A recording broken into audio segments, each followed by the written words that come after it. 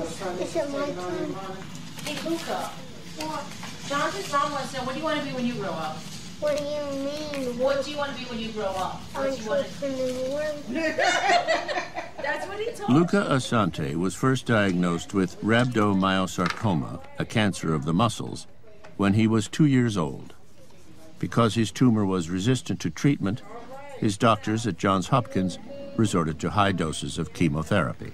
And you're going to stay with me forever, right? No. Luca received what we would consider just generally a salvage regimen. So these are drugs that might have more toxicities. So we make sure parents understand that there is a small risk that your child will develop a secondary cancer, secondary leukemia from this treatment itself. One of the true ironies of oncology treatment as it's given today and as it's been given for several decades is that the very drugs that treat the cancer can themselves be cancer-causing.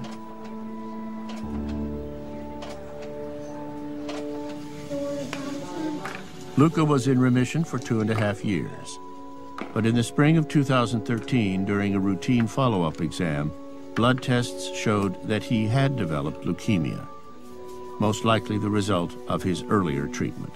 Doctor fees pay 50. I have to pay 50? You do? To me? Or to the bank? He also had positive titers for anti-MA1, MA2 and TOP. One of the reasons that this weighs on me, us, is that nobody caused the rhabdomyosarcoma. It happened, but somebody caused the leukemia. The drugs we gave him caused the leukemia. I told Luca's family that this wasn't good and that it wasn't curable without a bone marrow transplant. Luca received a transplant from his sister 42 days after entering the hospital. It restored his immune system, which his doctors had intentionally wiped out, along with his leukemia, with high doses of chemotherapy. All right, Luca's next. 17 days later, he remains under close supervision. Hi, good morning. Hey, he's up. Can we see a new shirt? Thank you, sir. Is it itchy? No. No. It's still warm. I don't feel it quite as much as yesterday. It doesn't seem as red. Wow, it's really significant, though, isn't it? The likely cause of this rash is that as his sister's cells have now started to take and make their own blood. His sister's growing inside of him. But it's not like you test his blood and it would change or anything, because it's Oh, it does. kind of cool, right? Kind of cool. What we hope to see is that there's very little of Luca left in his blood and bone marrow, and lots of his sister there. I think we're still on track. Good. Nothing that's happened has put us off track for you guys getting out of here real soon. That's what matters. Cool. It's unbelievable what these kids can bounce back from and tolerate. And hopefully he's on his way to getting better from this. He's by no means out of the woods, but there is real hope that this too can be treated successfully and he can get on with the rest of his life. And that's what we're shooting for. Luca, Bishu. It's been 3 weeks since 6-year-old Luca Assante received a bone marrow transplant. But complications are setting in. Luca feeling like this is crappy. He's been sleeping half the day. Luca is suffering from graft versus host disease.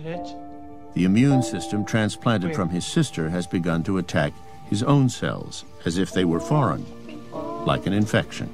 The big issue since last week was the development of rash that progressed on Friday. The doctor's hope is that Luca's new immune system will attack only his cancer cells, a beneficial effect called graft versus tumor. But if it goes beyond the cancer cells and begins to attack his organs, it could threaten his life. Good morning. Good morning. Uh-oh, somebody's hiding. Where's Luca? How do you feel? Luca's doctors are concerned because his liver is showing signs of distress. Let's listen to But they don't know what the source of the problem is: a viral infection or his new immune system turning against him. The things that have been challenging about taking care of Luca has been hard to come up with clear diagnoses for what's been happening. There is very little margin for error in Luca's therapy. The dilemma is that the treatment for graft versus host disease to suppress the immune system could actually make a viral infection worse. To try to find out what's going on inside Luca's liver, his doctors must perform a biopsy. She's giving you pain meds right now, sweetie. I want to see exactly where it hurts. Luca's liver is so weakened by his cancer treatment that the operation pitches him into yet another crisis.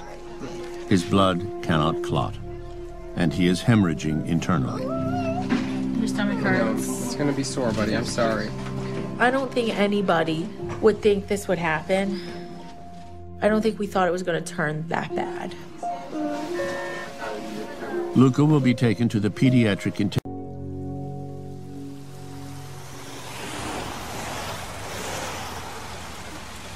It's been 40 days since Luca Assante's transplant, and the latest results from his bone marrow biopsy have just come in. So how was his bone marrow test? They did a good job? They didn't see any leukemia cells. That's great news. You deserve some good news once in a while. Yes, we do. That is good news. Luca's new immune system, transplanted from his sister, has taken over and is producing healthy blood cells that have driven his cancer into remission. What about the rest of the things? I mean, the bilirubin went up. Yeah, so the only negative thing is that the bilirubin went up some. But the new immune cells are continuing to attack Luca's liver in what is now a full-blown case of graft versus host disease. I can't spin that into a positive thing. Oh my God, something else. We don't need anything else, okay? We've had enough. The virus piece is better. But he's not all better. So we have no recommendations for any changes today, just more of the same. More of the same is good. Steroids. I think that the reason that he's not all better is because of the graft versus host disease. So hopefully we'll make that piece better too. After 20 days in the pediatric intensive care unit, Luca has become critically ill.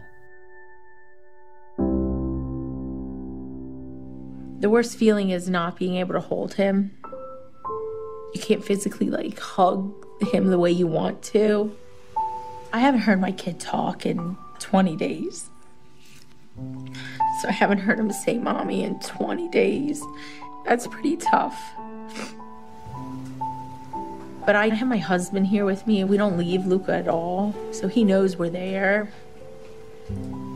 Sometimes people think you're stronger than what you really are.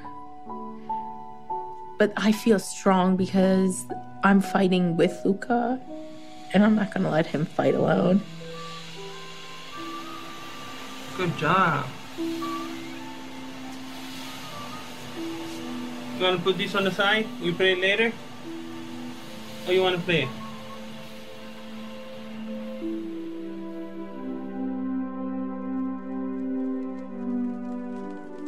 Luca's doctors were not able to reverse the course of his disease. 2 months later, he died at home, surrounded by his family. Luca was 6 years old.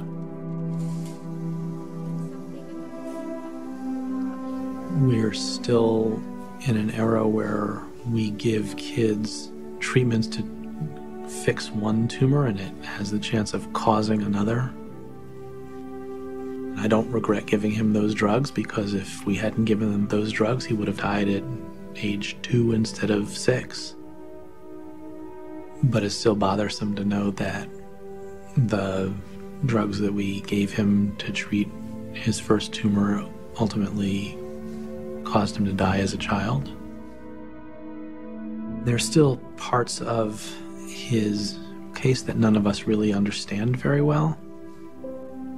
I'm sure that we're going to spend a lot of time trying to understand what happened, because if we can understand what happened, then maybe we can do something different next time and the next kid won't have this happen.